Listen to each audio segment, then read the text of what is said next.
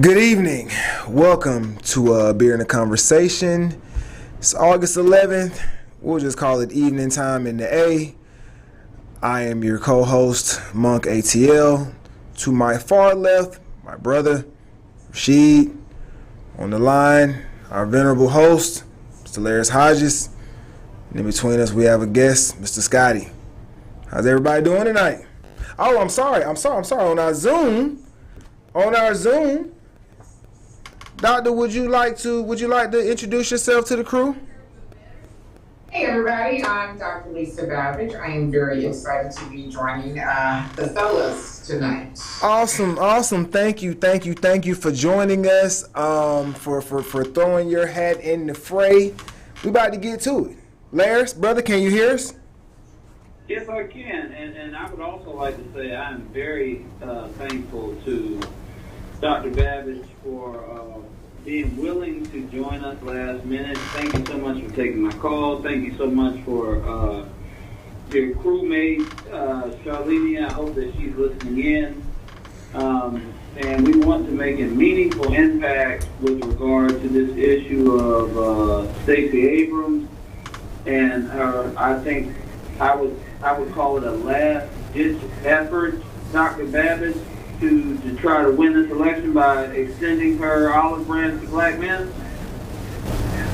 Absolutely. I mean, and we don't know if this is the last that we've heard of it, but I think this conversation is very timely because it is a little bit late, shall we say, just to start it out. It's a little bit late. But yeah, I'm looking forward to getting into it.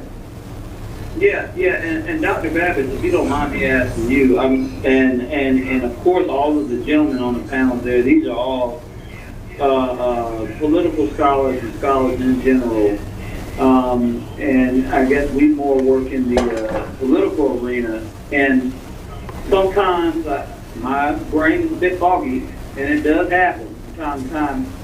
But is there a time that we can even remember kind of Stacey Abrams giving any shout out or reaching out to black men in general? Actually, and I won't make it as broad as the Democratic Party because we don't have that much time on the air tonight. But can anybody even remember the last time that black men have been given a mention in any way, shape, form, or fashion by the Georgia or campaign? I mean, it's definitely not who she starts with. And for the previous election, that was a long campaign full of a lot of words, and I don't recall her mentioning anything tailored to black males. That was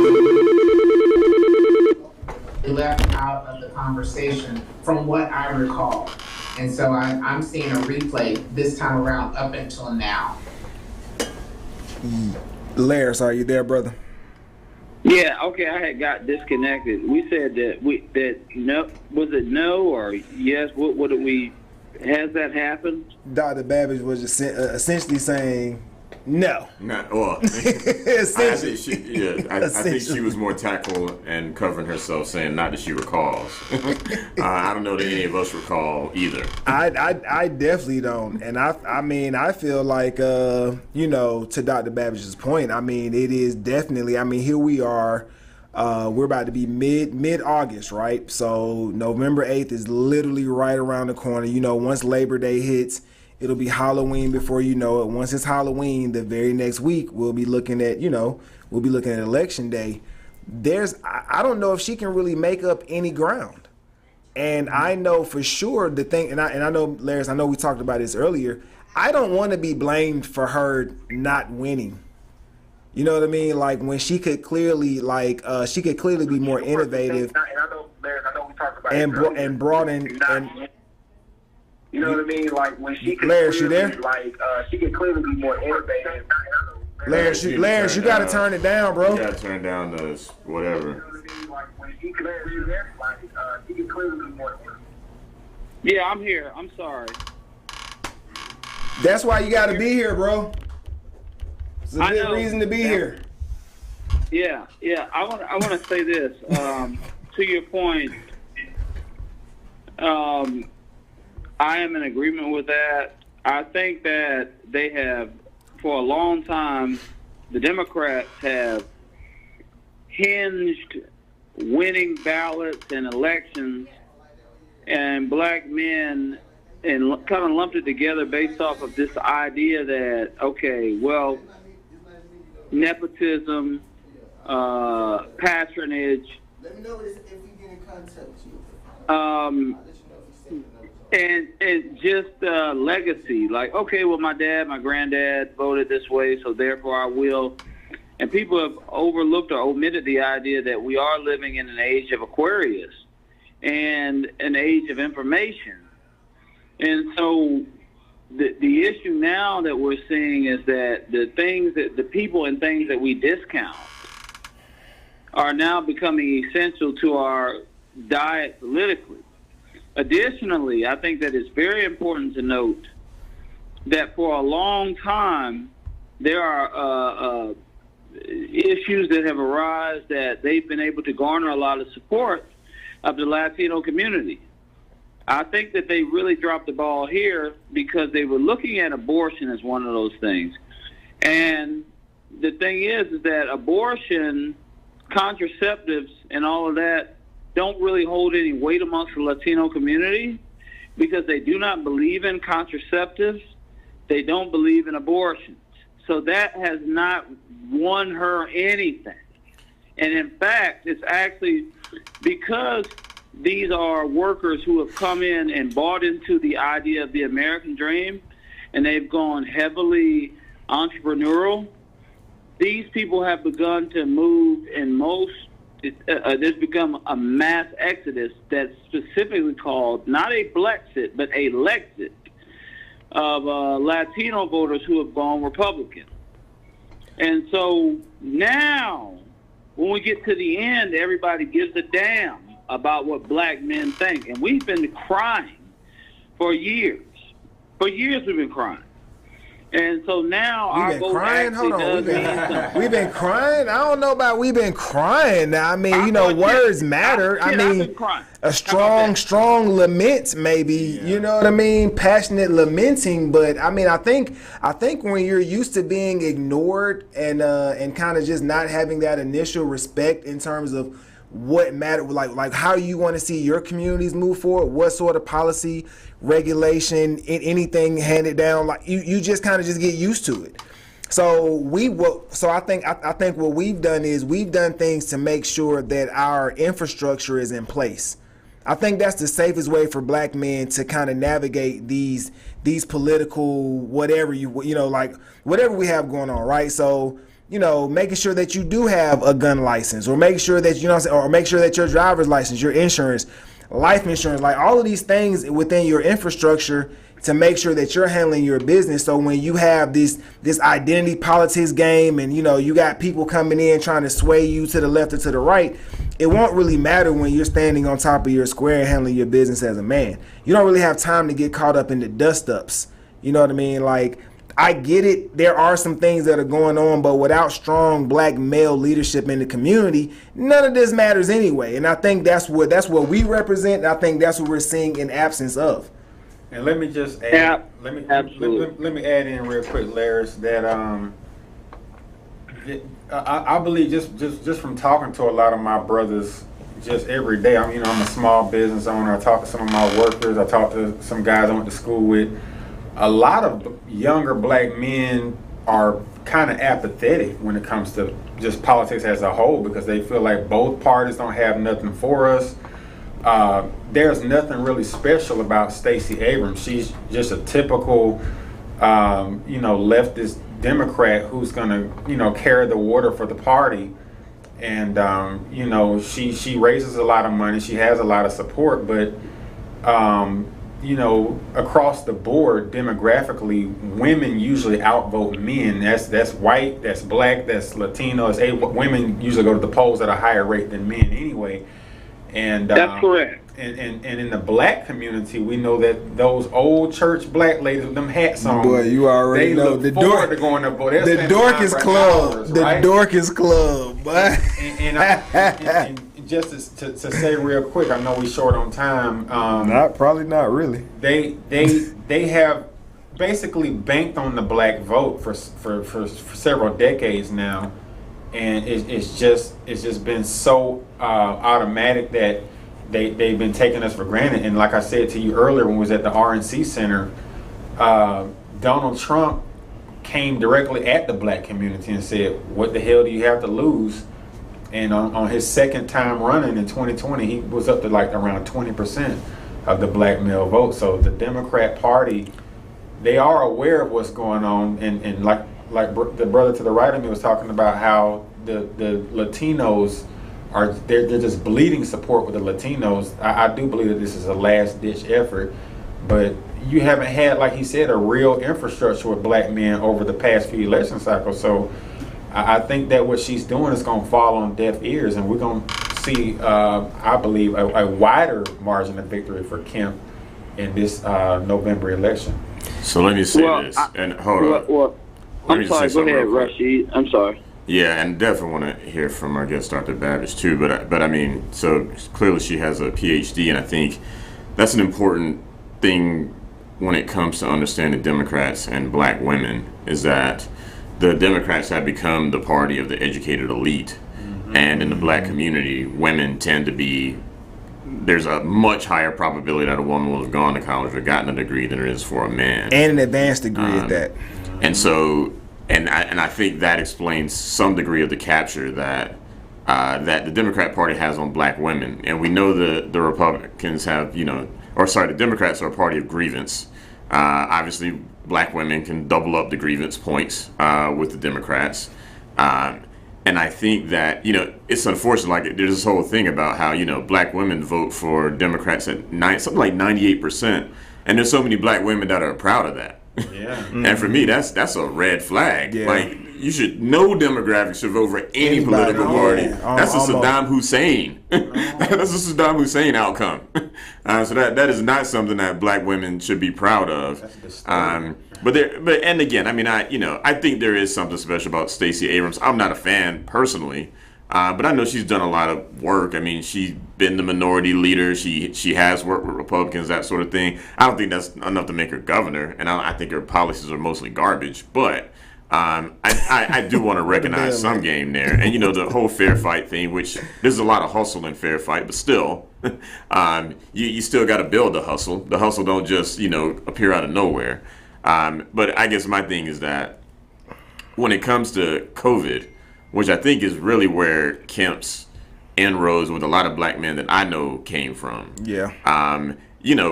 Stacey Abrams made her position very clear on what she thought should be going on. You know what I'm saying? And it was very much that was the same shit that they're talking about out in California, New York. We all got friends out there that was locked down months. We was out in the streets. Turned what I'm saying? Out in the streets, just guns too, living life.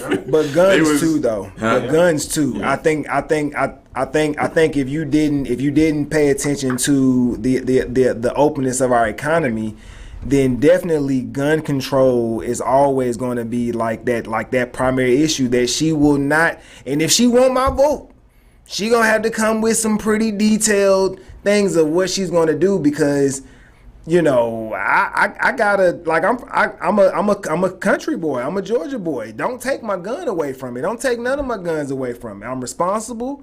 I do what I need to do. And when you start, when you start to attack guns, like in the South like that, like you're gonna lose men, but you're definitely gonna lose some brothers too. Yep. Cause we're still American. We still have that same connectivity to the Second Amendment, and as a matter of fact, it means a lot more to us in some regards than it does to other facets of the populace. But just make sure we get to piggyback off of what you said. One statistic that a lot of people may not know is the black race collectively is the fastest growing gun owning demographic in America right now. It's been that way since Trump was elected. Right. But Dr. Babbage, what you got for us? Honestly, you guys have said it. It's Trump and guns, that's one piece.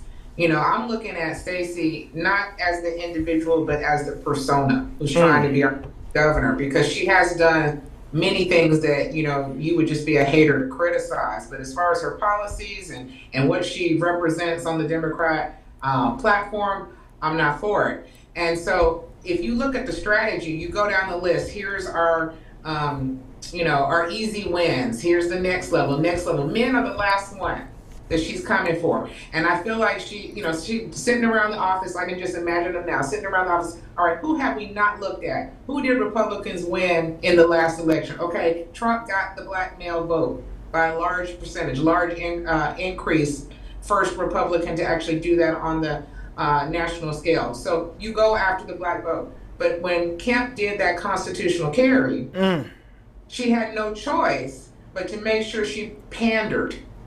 And so I think it's Trump and guns on that. But when you're talking about your infrastructure, that is big time. It's especially for our urban black males. The hustle is real. We've always known that that's something that. But now we're trying to make sure that everything that we've done is lining ourselves up for not just falling for these easy traps that are out there. Men who recognize it's harder to compete for females because of the educational piece we just talked about. They're making sure that they are having their situation straight so they're not getting caught up. But then when you talk about people who live in a rural area, like you said, my brother over here is talking about the country and the tradition that we have in the South, women still want men to be the leaders in the household. Mm-hmm. And so anything that's taking that away, anything that is, disrespecting, man, she's actually losing the female vote, I think, especially the conservative female vote, especially church mothers are now starting to look at, wait a minute, this is the first time the word black male has ever come out of your mouth. Ever. Literally, and people are to recognize this is nothing but a political trick. This is nothing but a scam, a quote strategy to get a vote. And I think it's going to fall on deaf ears, especially if it's countered, not just through conversations like this, but people who see it for what it is everywhere need to counter it. It's insulting. It might as well be hot sauce. It's right out of the Joe. It really is, Dr. Babbage. Males, if you don't help me win, you're the reason why. I mean, this is straight out of Joe Biden's playbook. Yeah, but the Democrats have been saying that. Like, that has been part of Democrat playbook for a few years now, is this idea that men are the problem. Again, it's the whole black women did their job, black men didn't do their job. I mean, that was a thing right after Trump got elected. Double standard in asking for the vote and insulting you at the same time. Yeah. That's the Democrat play. Correct.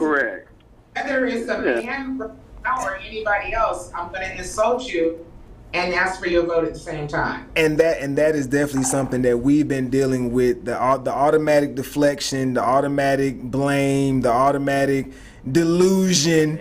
But my thing, the gaslighting. But my thing is, a reasonable, intelligent response would be, well, how come you didn't make stronger inroads with what you already thought was automatic? Are those baselines and those numbers static? Can you not garner more support from the people that you have locked in?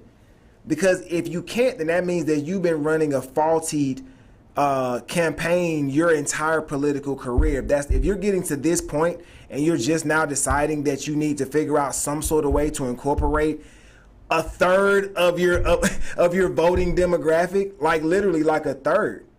You know what I mean? It's showing signs that, not only is there a problem in the camp, but maybe she's scared.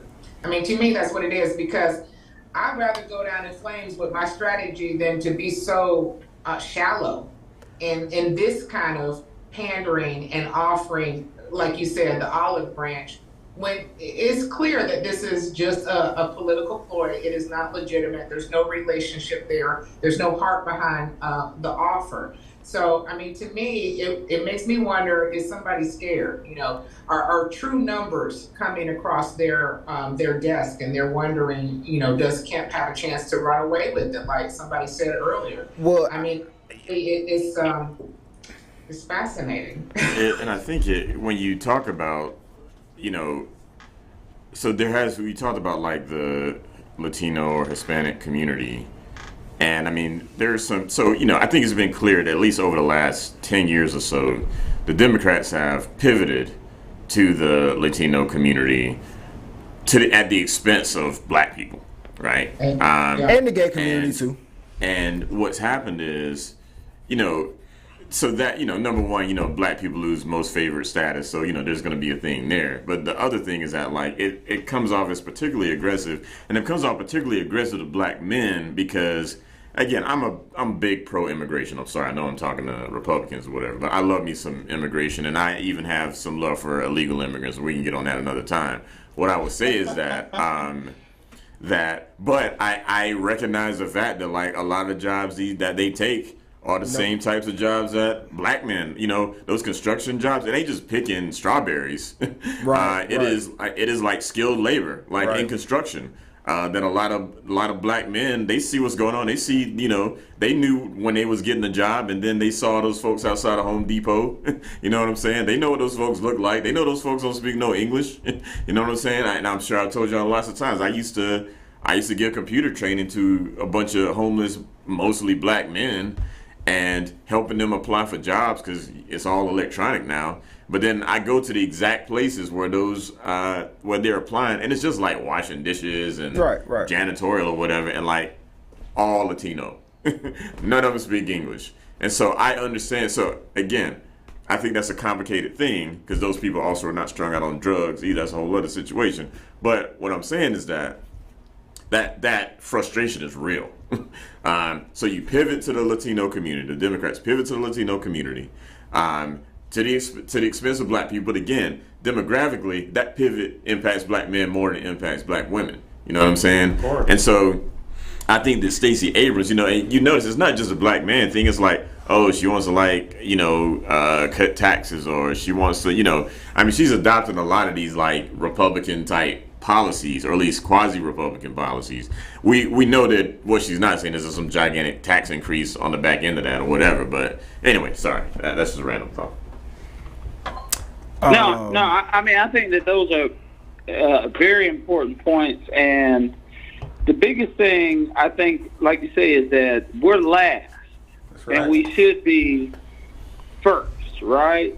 And so I'm not saying that to exclude or put anybody behind us, but if we look at why black women are more politically active, is that because that there's just natural apathy associated with the political process of black men, or is it because black men historically have been the people who actually have had to go and work all damn day?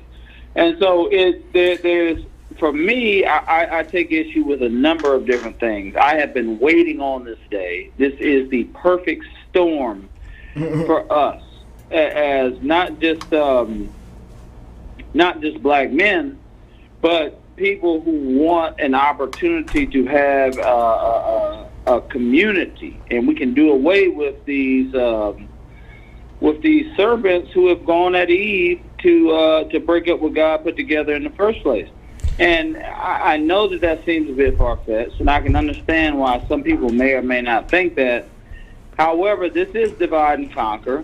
Every other minority community, whether it's Asian, Arabic, Indian, Latino, whatever, have succeeded through group economics, the fundamental building block of group economics, meaning the family first.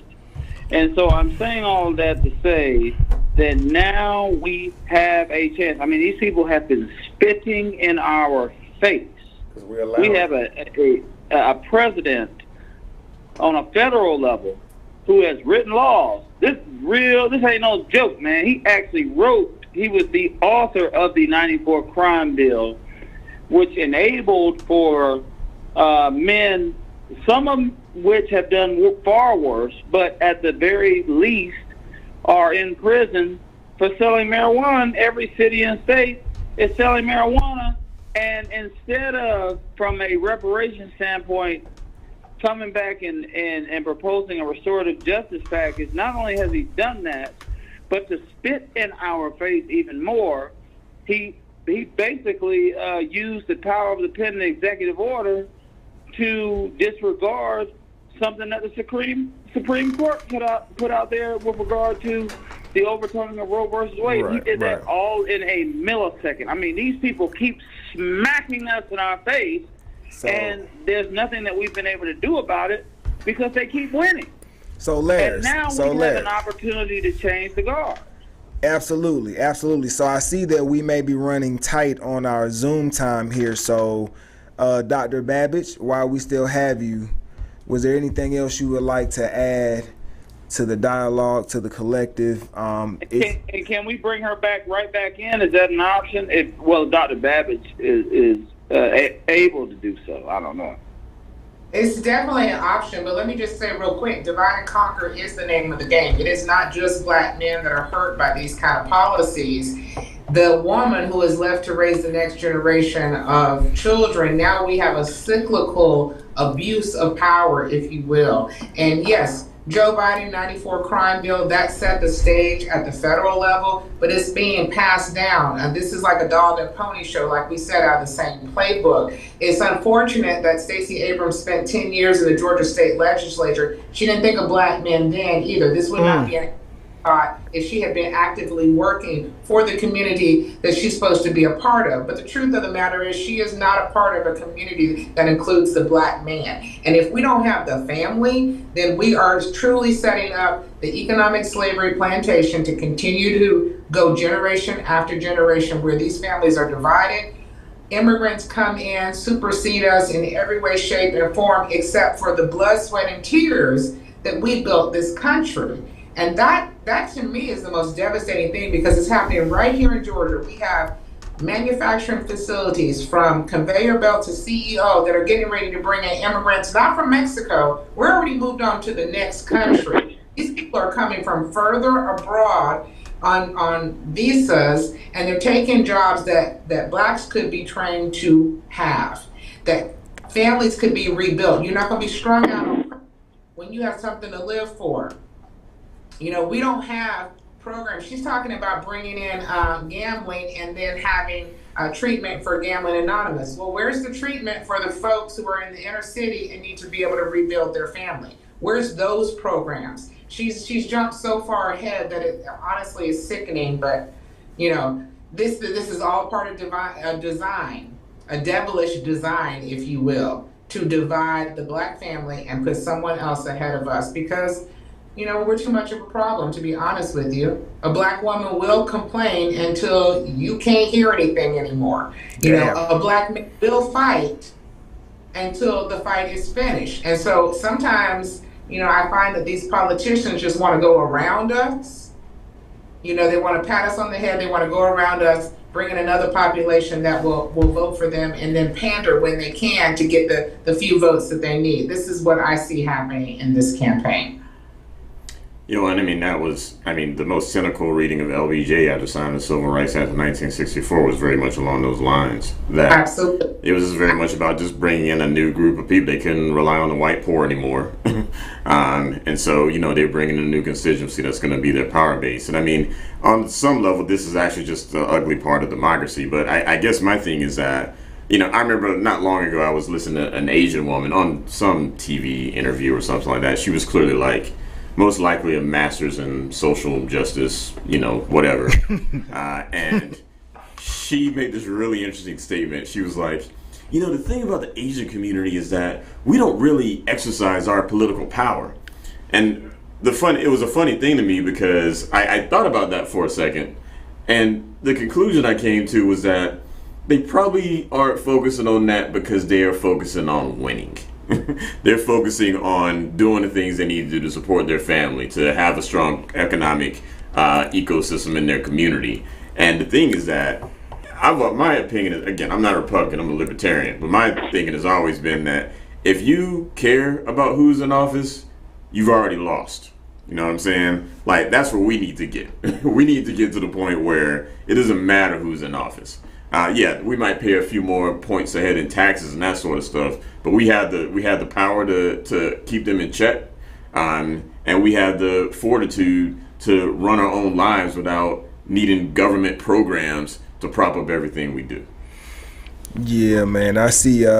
We had Timothy Freeman was talking about religion, and I was just thinking about that's one of the main reasons why the black, like, it's no coincidence that the black man has been by and large alienated and ostracized within the black church. And where do we know that these grassroots political movements start? The groundswell starts in the black church, right?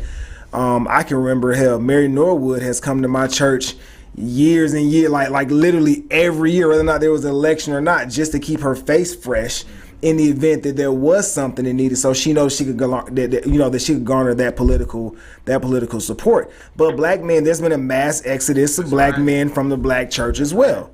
So when you're going in here, once again, I mean, I don't know whether or not it's obviously causation, but we have to start asking ourselves the logical questions.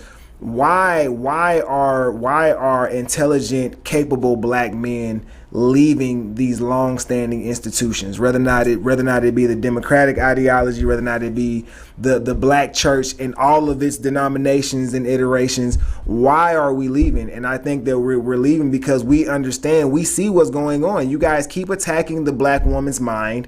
We're telling you, hey, you guys are being attacked. They're coming for you guys. It's like, no, they got our back. No, they really don't. And they're leaving you out here unprotected, and they're alienating you from us and making it seem like we're the ones that are purposely alienating you, but we're not. It's just the resistance we can only have so much resistance. So if you want us to work together, let's have a real town hall and have some educated brothers ask Stacey Abrams, what do you plan on doing about the disconnect within our community? Let's ask her some specific questions. Put her on the. I do not want a fucking Marxist ass Democrat giving any advice on what black people need to do in the community. And see, that's the point. Go ahead, Scott. What has happened is the black community being more influenced by black women at this moment has replaced God and family with the ideology of the white liberal and the Democrat Party. The Democrat Party is anti-God, anti-family, anti-freedom. We see what they're doing, and these ideologies and these agendas that they push and all the LGBT, now they openly coming after the children. They're trying to sexualize children. Drag queen story time in taxpayer-funded libraries. All this, I call it woke. It's a cult. Y'all probably, I'm pretty sure y'all remember the cult of that guy named Jim Jones back in Jonestown. the 70s. Yeah, we know about Jonestown all over again. Guyana. They're telling the black woman that she can't birth her babies because she's gonna die. You're gonna die if you don't have access to abortion. You know, your children can transition to go from boy to girl or girl to boy. It's a total clown world that's going on in black society right now, and it was given to us by them. This is not who Big Mama taught us to be. Well, Scotty, I think, hold on, you gave me, we're going to caption that too, but to your point, all of this is possible if you do what? If you remove the black man. The man, that's right. And so one of the ways that Biden and his affiliates, the Democrats or Democrats or whatever you call Jim Crow Joe. The success that they have at doing these things is not because our women think that if somebody's not taking a gun or throwing arrows. Hey, hold on. He said the Zoom ended, bro. All right, let's get her back on. But in the meantime, they believe that if the only way you can get our women to understand that they are taking a shot at us is if there's a shotgun or bow and arrow fired at us. They don't understand that taking a shot at us, all they have to do is just keep uplifting them and telling them that they're better than what we have to offer them. Like she said, and they don't fucking get it. Yep. And they pay $100,000+ in education for somebody to kiss their ass and outsmart them. Well, that's because the black woman has gotten very vain, and they propping her up. Like you said, you look at the whole feminism movement. You know, Becky, she wanted power like her white male counterpart had, but black women's version of feminism goes even further. When have you ever heard any other demographic of woman say, "I'm strong and independent. I don't need no man"? Becky don't say that. Maylene don't say that. Rosalita don't say that to Juan and Jose. They need they men. They know they need they men.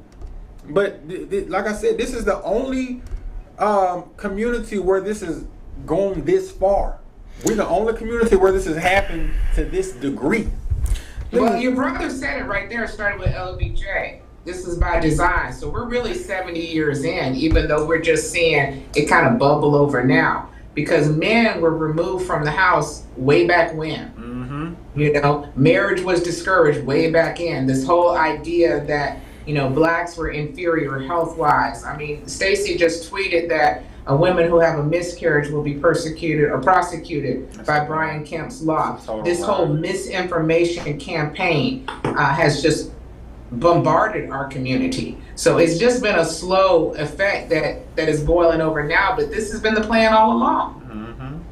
Mm-hmm. And a lot of black men, I mean, this is my opinion, but the people I encounter, a lot of black men, if they're not empathetic to what's happening in our community, they are so browbeaten and discouraged because they have been attacked over and over again that they just check out of the conversation. I've always said the quickest way to shut a man down is with a loudmouth woman. And that's what we see coming from the left. They're like a freaking banshee. Why do you look like that? I need the bell. No, I'm saying I need the because you right. Yeah, there we go. No. You just I mean for real, sis. I mean you're dropping a lot. The thing about it is that, and I had a conversation with my god sister earlier, and I feel like we need more. We need women we need 80s babies women. We need some late 70s. You know what I'm saying? We need us in the middle here to call out a lot more of this. Yes. Because Next to the rescue because you know what I'm saying, because we definitely have, I feel like we have one of the more balanced takes because we were raised with the analog, but we ushered in the digital era too. And I'm going to always stand by that and put the onus on us to not get caught up so easily into the reverse mechanics that they use on us. It's not even psychology. It's literally just reverse mechanics. You know what I mean? It's like they see how something works and they kind of reverse sequence it to get a different result, like with a totally different demographic. So there are things that we can do, but I also think that there are individuals that are not anomalous to the cause, and I think as long as we continue to provide open platforms, open dialogue, we'll find out that there are black men and black women who are a lot more unified on these topics than the mainstream media, social media, certain entities will have you to believe, because they'll have you thinking that all of us just completely disagree, and it's not that. It's the energy. There's the energy. Your energy, your energy, Dr. Babbage, has been one of inclusion and wanting to hear what brothers have to say because you see something with your logical mind. We need that. We need that sort of energy to become more pervasive amongst our sisters, so they're not so ready to dismiss when we say, "Hey, here's really what's going on." Like, we're tired of being sent to death by our women. We're tired of being, oh, hey, we're tired of you arguing over a pack of chips and sending me in to fight your battle and I get stabbed and you get to go home, or you start an argument with some guy and call me and I'm thinking that I'm doing the right thing because we've been told that we don't protect y'all. Right. And then when we do, we come in and there's no balance. Right. So we need more people in the 80s, late 80s, maybe some 90s babies. If you pass 95, I don't know, I ain't gonna judge you, but I feel like you might have a little bit more living to do. But we do need to break down this idea of the sisterhood and make it more of like the tribe. You know what I mean? Like, cause amen. And women need to look at, every woman will say some man did them wrong. Okay, whatever. But every man you meet is not that man. I know that's been said, but we got to say that again. All of this stemmed from my relationship with my brother. And if we start looking at each other as brother and sister again, instead of, oh, well, my man did me wrong, so all men are dogs. No, that's BS. we have to bring that whole family, tribal, as you said, feeling back to our community and recognize that we're all part of the beloved. And so the man that we see is our brother, not your baby daddy, not some man who did you wrong. Look at that individual as a brother. And then the female tribe, the women empowerment, which is all being pushed by organized education and organized media. Let's not forget those two components. But then maybe we can start looking at each other as human beings again, as part of the same community. Well, I think part of the tragedy is just we've gotten sucked into this cult of identity. And again, I think black women have been sucked into a little bit more than black men for reasons that are legitimate. I mean, it is. Celebrate my size ain't history legitimate. History is history. That's not legit. We certainly can't deny. That's not legit. We can't deny, inequalities throughout the course of history as it pertains to black people and women. And it's same with the LGBT community. When presented with an ideology that basically absolves you from any type of responsibility whatsoever for what you do and blames it on something almost like the way that people talk about white supremacy and patriarchy is what I remember growing up in country as Georgia, how people talked about the devil. Like anything bad, it's the devil. You know what I'm saying? It's just it's a very convenient way to offload all the things that happen to you. Let's not forget this part, though. Let's not forget this part. Again, the design behind this. Because if you're looking to break up a family, you can go after the man. That's going to be a bigger fight. But if you go after the woman, you can take her out, and she can take out the man. Yeah, and maybe that's what Stacey Abrams is really doing, is trying to get black women to lean on black men to support her. Please try to get me to vote for some Stacey Abrams. I'm scared. Honestly, they should be surprised that they haven't scared off most of the competent, intelligent black men from the political process altogether, or inspired them to do what our brother Laris has done and just go dive into the deep end of the RNC. Literally, this has been bubbling with you and brewing for some time now. But now when you start to see exactly, it's like, to your point, we're in the age of Aquarius, right? So all of this information, your awareness, you're starting to see the plan. Like, you can see it. You can almost revert back to your secondary education and how they were setting you up for this today, almost. You know what I mean? So they've been working on this for a really, really long time. I think, and I was telling someone the other day, I think that for Georgia's one of the best places for black people to live in the world. I feel like, honestly, I really do feel that way. But the reason why it is that way is because you have a blue capital and a red state. You have to maintain that balance. Don't do nothing to disrupt the balance now. These folks, they cool as long as they got their rule. Georgia, they let the city folks do what the city folks do. Okay? But seriously though, as I digress, that's really the best way to keep it to where we can make our strides, stay under the radar, and still kind of incrementally do things to repair the damage in our community. But if we want to turn the whole state blue, we're gonna have so much resistance. These folks gonna lose their mind. They not ready to see Stacey Abrams in that position. They don't like the way she look. They don't like the way she talk. They don't like what she about. You not about to disrupt the peace that I have in my state that I'm proud of, even with all of its positive and negatives. I don't want a completely blue state. Give me a blue city and a red state all day long. I'm with it. That could be a book.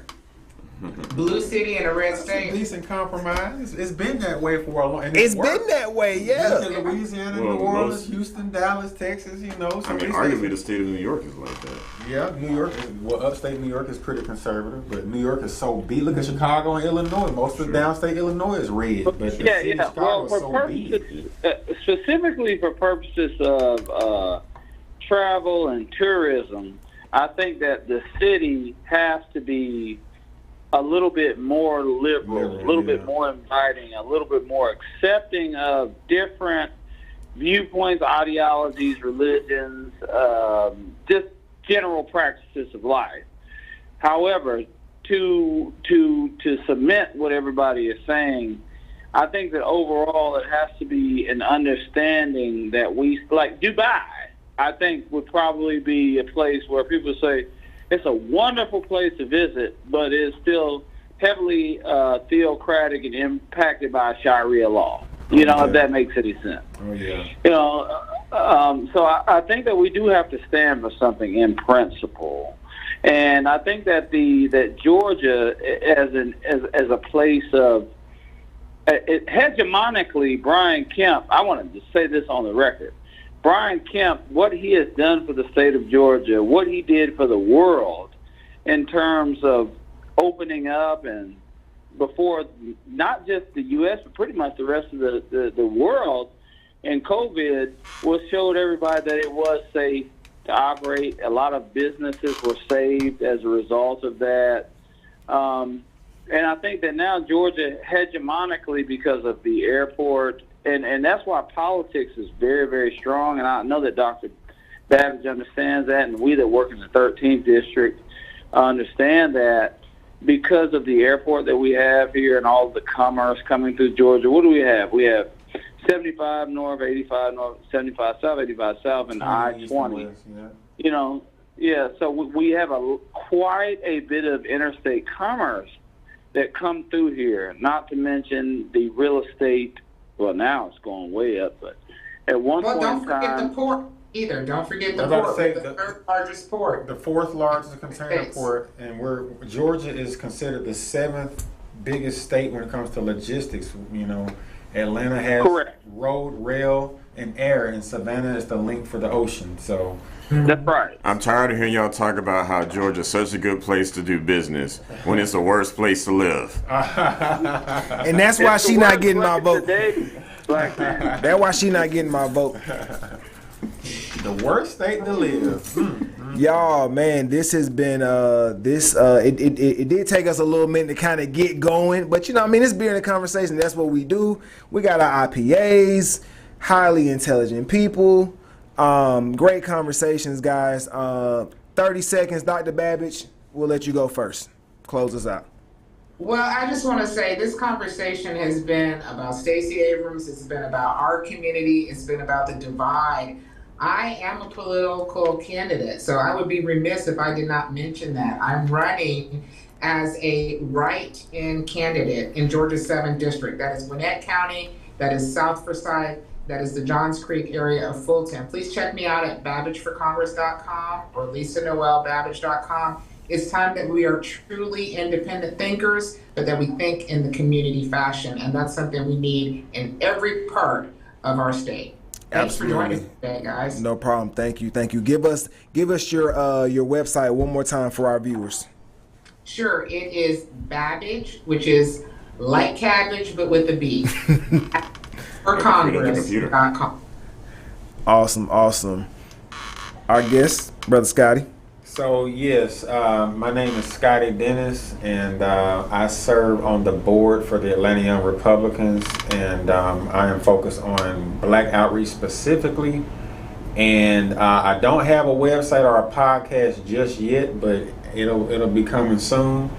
And I just wanted to say I've enjoyed speaking to all of you all. I've met Dr. Babbage on a couple of occasions.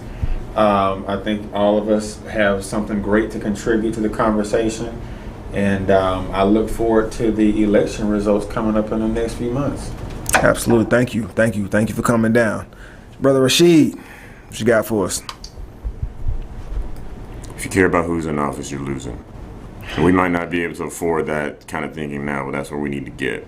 We need to get to the point where we can't be bribed with government programs, and we can't be in a situation where our perspective on our future and our livelihood is a function of who's in office. That's slave thinking.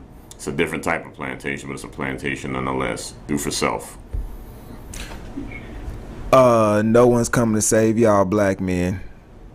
No one's coming to save you. Don't fall for it. She done waited till August to mention black men. We knew she was gonna run for governor for 2 years. She want to mention y'all in August. Nah, we not falling for it. We gotta watch for the hook, man. Watch for the hook. But anyway, hey man, appreciate everybody. Great show, Laris. What you got for us, man? I can't close out without letting you take us on out. What you said? He said, "Watch for the hook." I was like, "Doom, doom, doom, doom." Right, bro. Cool Breed Dungeon Family, bro. You know what I'm saying? Watch for the hook. Grab your number 2 pencil because they tested. If you see Cool Breeze, tell him he owes me $9.99 for that CD. Hey, that was a great track, but that album was awful. Man, East Point's greatest hit, boy, is a classic, boy. East Point smoked some dank, man. Call it Paul. Oh, National got the skanks.